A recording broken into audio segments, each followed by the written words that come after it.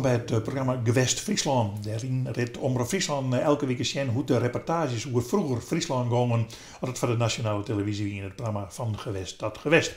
We zitten aan tafel bij Johan der Zee, die maakt een heel soort van die reportages. En je kan heel vaak landen in de recreatieve sfeer, want we gaan een heel soort discussies aan in dit land over, in Friesland. Over, komen er echt de volle mensen? Komen er de volle mensen, ja. Maar als die komen, had ik wel wat te zien. Ja. Nou, en dan zien we nou de oude borkerij in, hoe heet het, Allingewier. Ja. De squal in Exmarra, het winkeltje in Verwaarden. Ja. Oftewel de oudvaars erfroute. Ja, klopt. Daar had het begin dus meemaken van die oudvaars erfroute. Dat had ik meemaken. Ja. Ik had er, en dat is echt in deze reportages te zien, een soort speelfilm opgenomen. Oké. In het squalkloske, op de borkerij. En dus al je scènes dat die in 1880 daar afspeelden. Ja. Door wie Schakel, wie daar de baas. Hier de Schakel, ja. En nou, die kwam bij mij en die zei, het liep mij zo mooi om een dag uit het leven van een boer in 1880 hier naar te spelen. Oké. En ik wilde wel zwaar van kleren en dat soort dingen, maar dat zou voor de televisie heel mooi weer. Later bleek dat het Nieuwsblad van het Noorden, maar dat idee kwam weer. Oké. Maar het schakelt toch, ik kan natuurlijk volle beter op de televisie komen met Tuurlijk, spul. ja. Want daar zijn meer mensen naar als dat het Nieuwsblad van het Noorden jongen wordt. Op die wijze, ja. Maar Kees Wieser, dat weer de redacteur die dat betocht hier, die waren even heel lelijk. Want die zei, wat doe je? Ja. Je bent maar mijn idee op paard. Ja.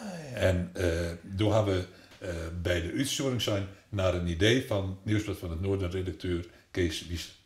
Verweven in deze reportage uit 1979 over de oudvaars erfroute.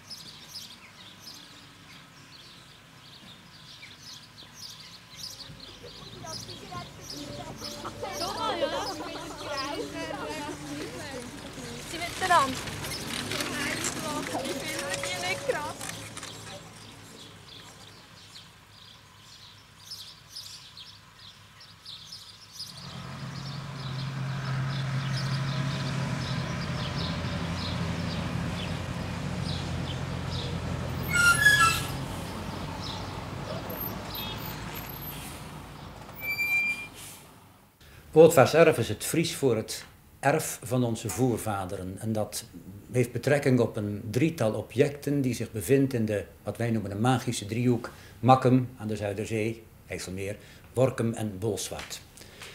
En die bevinden zich in een dorpje Allingewier. Daar hebben wij als stichting een oude boerderij uit het begin van de 18e eeuw met melkkelders, opkamers, stallen en wagenpark buiten.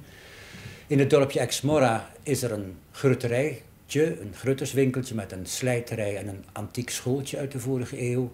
En tenslotte in het dorpje Verwoude, in de punt van de driehoek, een originele timmermanswerkplaats van Inne Rinkesveenstra, die niet alleen boer en timmerman was, maar ook kamergeleerde. Deze drie objecten liggen aan een route die wij noemen de Oudvaars erfroute.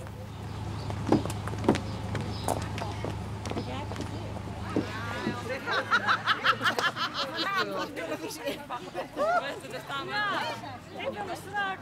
Wat ga je dit filmen voor de televisie of zo? Die is vaak niet in de shirt, die ziet mij dat. Oh, mag niet. Oh, die moesten we maar even komen. Die rijden toen ik.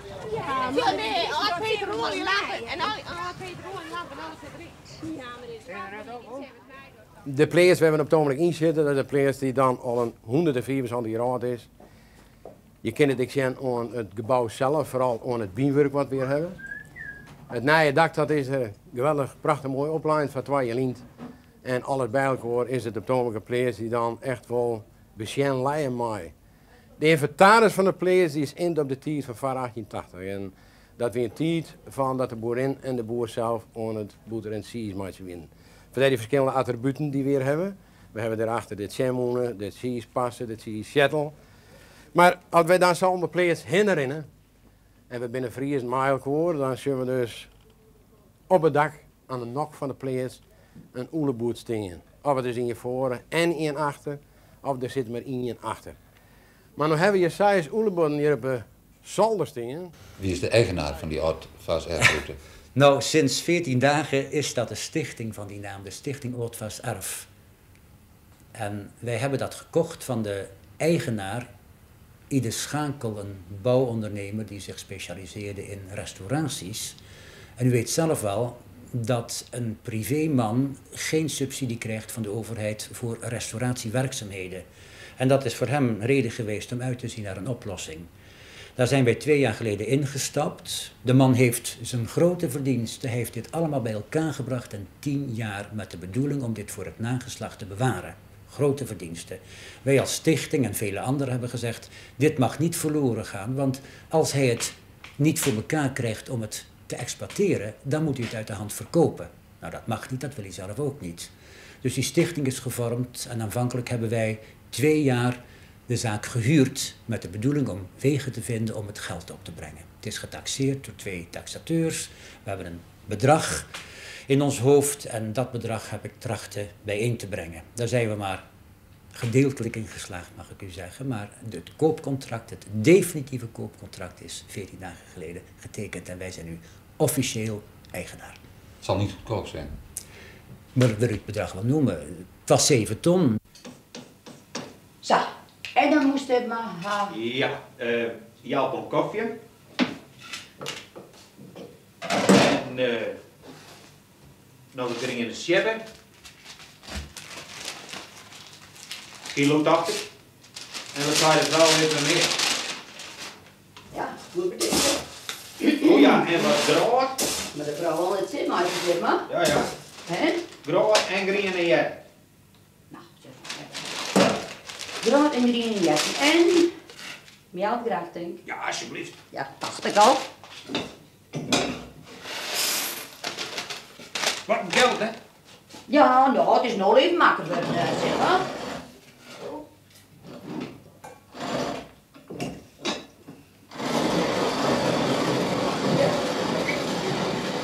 Niet even anders, vergelokkig maar.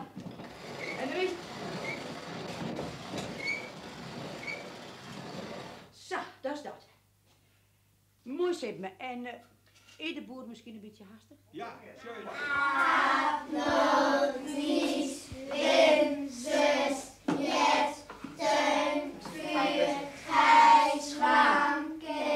Deze dus ook?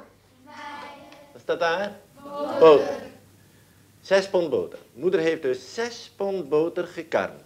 En nou zegt ze tegen vader, ga jij nou eens naar de winkel, want ik heb het een en ander nodig. De kinderen moeten vanmiddag ook weer eten. En nou wil ik graag dat je wat uit de winkel haalt. Dan neemt die boer 6 pond boter mee. Dat moeten jullie onthouden. Meester zei 6 pond boter. Die boter die kost 9 stuivers. Dus Op welke manier heeft u geprobeerd om dat geld bij elkaar te krijgen? Nou, we hebben geprobeerd om in de eerste plaats de mensen in het Friesland hiervoor te motiveren. Maar het licht kwam pas echt op groen toen wij door een gelukkige ingeving, dat is gewoon een flits geweest, contact hebben opgenomen met het Prins Bernhard Fonds. En daar is in 2,5 maand tijd 3 ton uitgerold. De provincie kon niet achterblijven, geweldig, 1,5 ton. En toen zijn we echt gestart.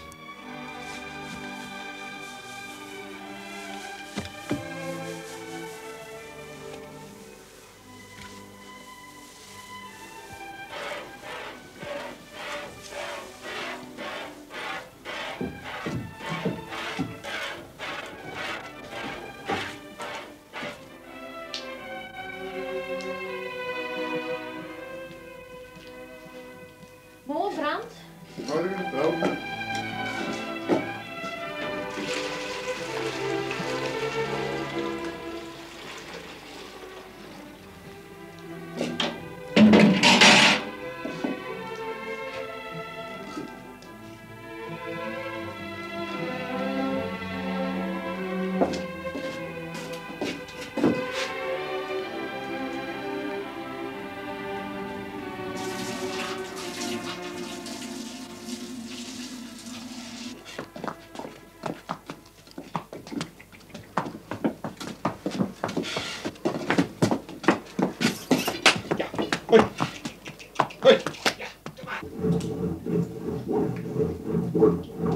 Is het toch niet een stukje nostalgie waar u de mensen mee confronteert? Is het wel Friesland?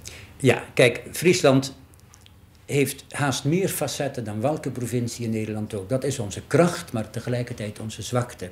Als wij ergens moeten optreden, dan kom ik helemaal nooit klaar met vertellen wat Friesland allemaal te bieden heeft. We hebben zoveel, maar dit is een onvervangbaar facet van Friesland. Als je Friesland, en dat is mijn credo hoor, wilt leren kennen, moet je ook iets afweten van de historie. Dit is een stuk historie, namelijk de historie van de Friese plattelandsbewoner uit de vorige eeuw.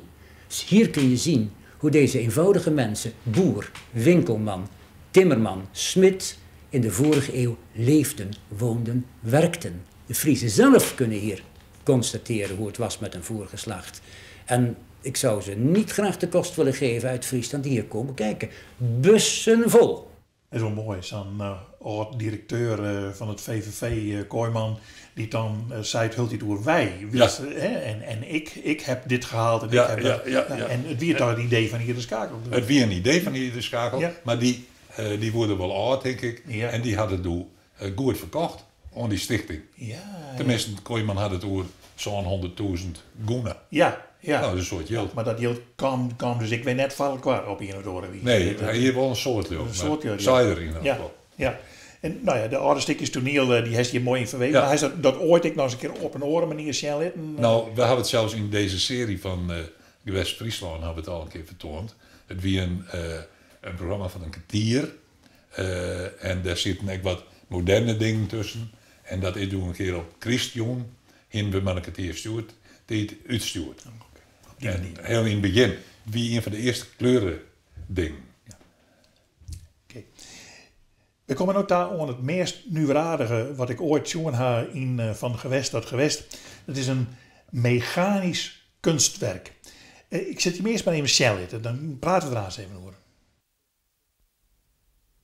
Veel succes heeft Elzinga met zijn bladomslaande niet gehad. Dat was wel het geval met zijn mechanisch kunstwerk Salomo's Eerste Rechtspraak, dat hij in 1905 presenteerde.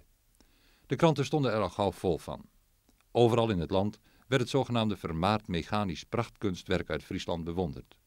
Elzinga voegde daar in een advertentie nog aan toe, destijds gezien door Hare Majesteit de Koningin en haar gevolg te Leeuwarden. Het mechanisch kunstwerk is in 4 jaar tijd met heel eenvoudig gereedschap gemaakt door een man met alleen een ambachtschoolopleiding. Toch moesten 2 medewerkers van de afdeling atoomfysica van de Rijksuniversiteit in Groningen eraan te pas komen om het in de loop der jaren vervallen kunstwerk te herstellen. Het was zo dat wij in september van het vorige jaar een exemplaar van het Fries Museumbulletin in handen kregen. En in dat museumbulletin werd een artikeltje geschreven door de heer Haan, waarin uiteengezet werd hoe op de zolder van het Koopmanshuis in Franeker een mechanisch kunstwerk stond, waarin uitgebeeld was de rechtspraak van Salomo. En dat ding dat had er al jaren gestaan, dit kunstwerk, en het werkte niet meer. Toen wij daar samen naar gekeken hebben, toen waren we eigenlijk al verloren. We waren gewoon wild van dit ding. En we hebben dit ding meegekregen hier naar Groningen. En we hebben in de vrije uren, 's avonds en tussen de middag veel, hebben wij dit ding bekeken. En ik kan u wel zeggen, de eerste dagen dat we dit ding hier hadden, toen hebben we eigenlijk niet anders gedaan dan maar in dat apparaat loeren en kijken zonder dat we de handen daarin staken. Want het lag allemaal door elkaar. De touwtjes die overal dienst deden om de figuren te verplaatsen, die waren voor een groot deel weg en een paar lagen er nog kapot in.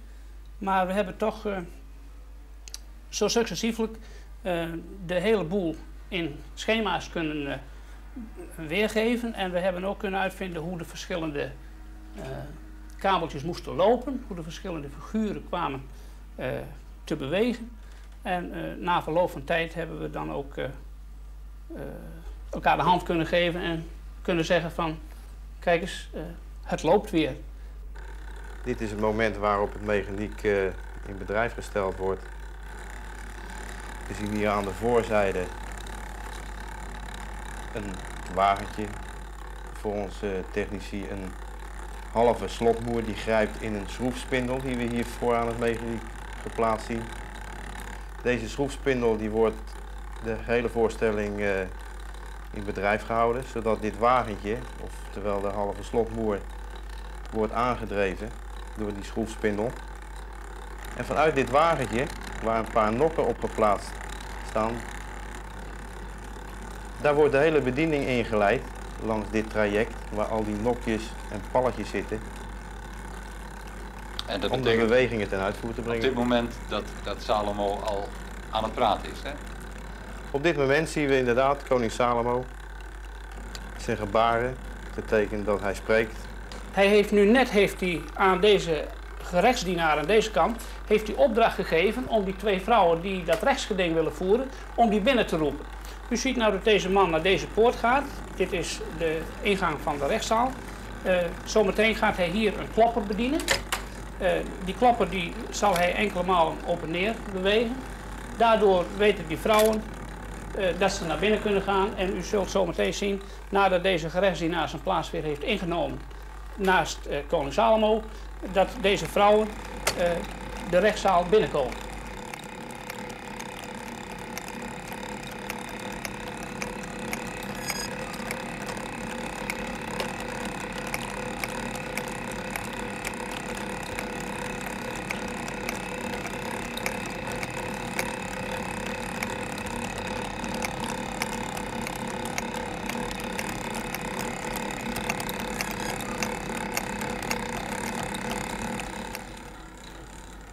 De scherprechter gaat nu het vonnis van de koning uitvoeren. Hij grijpt met zijn linkerhand het kind, heft zijn rechterhand met het zwaard omhoog om het kind in tweeën te snijden.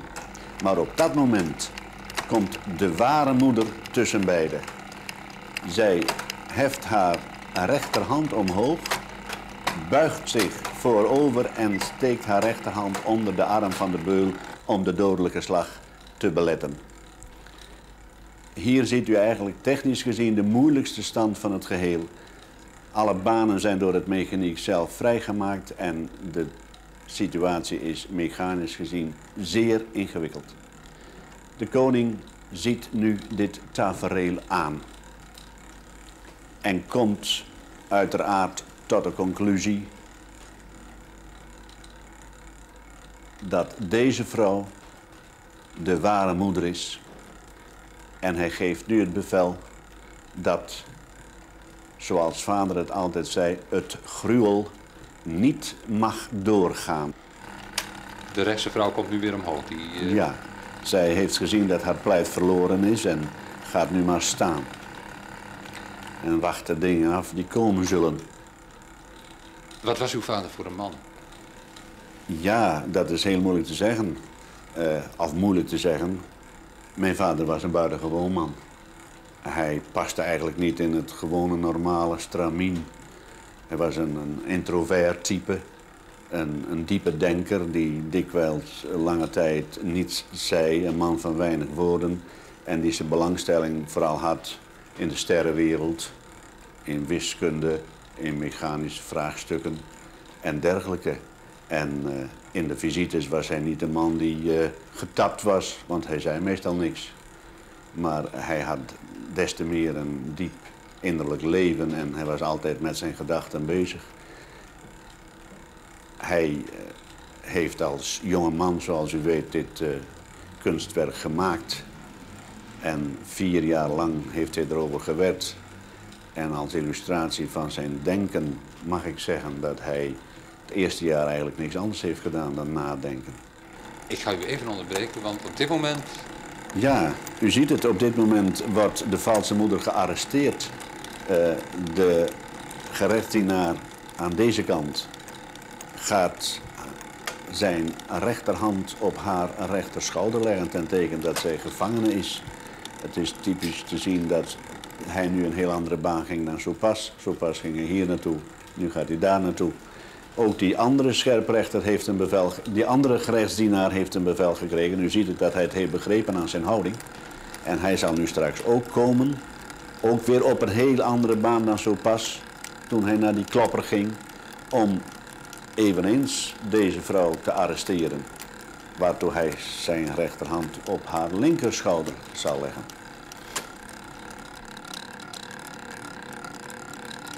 nadat hij dit gemaakt had, heeft hij een automatische bladomslager gemaakt.